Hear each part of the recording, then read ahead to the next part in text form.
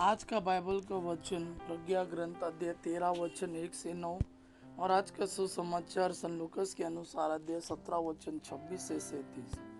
प्रज्ञा ग्रंथ अध्याय 13 वचन 1 से 9। वे मनुष्य कितने मूर्ख है जिनमें ईश्वर का ज्ञान नहीं है, जो दृश्य जगत को देखकर सत्य नामक ईश्वर को नहीं जान सके, जो सृष्टि को देखकर सृष्टिकर्ता को पहचानने में असमर्थ रहे। किंतु उन्होंने अग्नि, पवन, सूक्ष्म वायु, तारामंडल, जल का तीव्र प्रवाह अथवा आकाश के ज्योति पिंडों को संसार का संचालन करने वाले देवता समझा है। यही यदि उन्होंने इन वस्तुओं के सौंदर्य से मोहित होकर इन्हें देवता समझ लिया है, तो वे यह जान जाए कि इन सब का स्वामी इनसे कितना श्रेष्ठ है, क्योंकि समस्त सौंदर्य के मूल स्रोत द्वारा उनकी सृष्टि हुई है। और यदि वे इन वस्तुओं की शक्ति और क्रियाशीलता से प्रभावित हुए, तो वे इन वस्तुओं से अनुमान लगाए कि इनका निर्माता कितना अधिक शक्तिशाली है, क्योंकि सृष्ट वस्तुओं की महानता और सौंदर्य के आधार पर इनके निर्माता का अनुमान लगाया जा सकता है।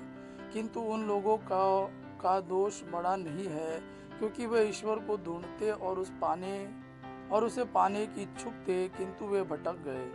वे ईश्वर के कार्यों के बीच जीवन बिताकर उनकी छानबीन करते और दृश्य वस्तुओं के सौंदर्य के कारण भ्रम में फंस जाते हैं। फिर भी वे लोग समय नहीं है, क्योंकि यदि वे ज्ञान में इतना आगे बढ़ गए थे कि विश्व के विषय में चिंतन कर सके, तो वे शीघ्र ही इसके स्वामी को क्यों नहीं पहचान सके।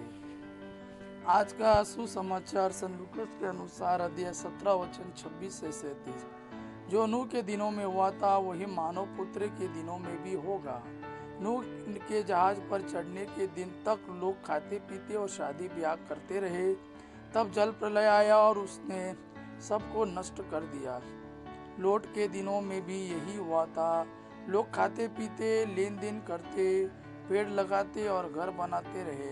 परंतु जिस दिन लोट ने सोदोम छोड़ा, ईश्वर ने आकाश से आग और गंधक बरसाई और सब के सब नष्ट हो गए।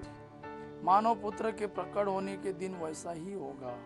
उस दिन जो छत पर हो और उसका सामान घर में हो, वह उसे ले जाने नीचे न उतरे, और जो खेत में हो वह भी घर न लौटे। लोट की पत्नी को याद करो। जो अपना जीवन सुरक्षित रखने का प्रयत्न करेगा, वह उसे खो देगा, और जो उसे खो देगा वह उसे सुरक्षित रखेगा। मैं तुमसे कहता हूँ, उस रात दो एक खाट पर होंगे, एक उठा लिया जाएगा और दूसरा छोड़ दिया जाएगा। दो स्त्रियां साथ साथ चक्की पीसती होगी, एक उठा ली जाएगी और दूसरी छोड़ दी जाएगी। मैं तुमसे कहता हूँ, दो खेत में होंगे, एक उठा लिया जाएगा और दूसरा छोड़ दिया जाएगा।